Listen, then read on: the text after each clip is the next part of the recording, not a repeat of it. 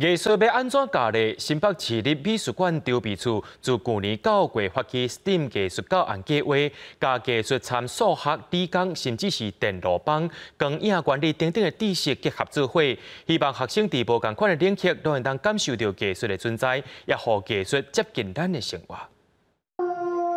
用光影来搬一出戏。 也有将一般人禁忌的古纸、用入加纸、电路板的创作，透过无同领域的合作，和学生有多元学习的机会。因为我们都知道，胡子其实是宗教仪式里面的一个丧葬礼仪文化，对于小朋友来说，就是这个是很遥远的距离。 那艺术家呢，透过剪纸带给孩子们有这样子传统的一个认识。那这件作品除了剪纸技艺之外，其实还融入了 STEAM 艺术，因为呢，这结合了灯 LED 灯，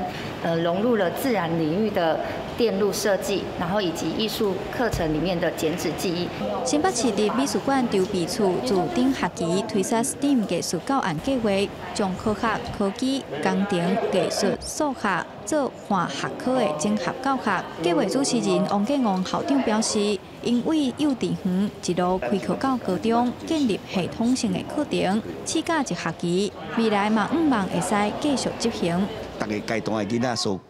伊的能力无共，所以伊设计即个课程嘛无共吼。可能较低吼幼稚园啊低年级的囡仔，可能是较佚佗吼，较游戏为主的。啊，到高中可能因着较融入较多的科技甲一个化学的即个观念，啊，拢有伫阮即个课程内底遮。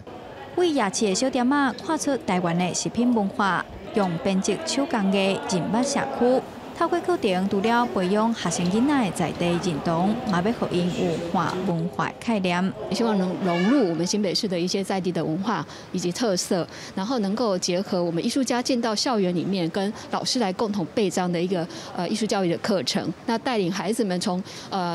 认识在新北的在地的文化，然后能够透过艺术的方式来体验中生活中的美感。咱的身躯边有真侪民俗基艺、生活文化。这边的计划希望透过艺术家的角度，带囡仔用无同的眼界甲方法探索环境，同时培养对艺术的兴趣。记者杨淑晴、谢桂玲，新北市报道。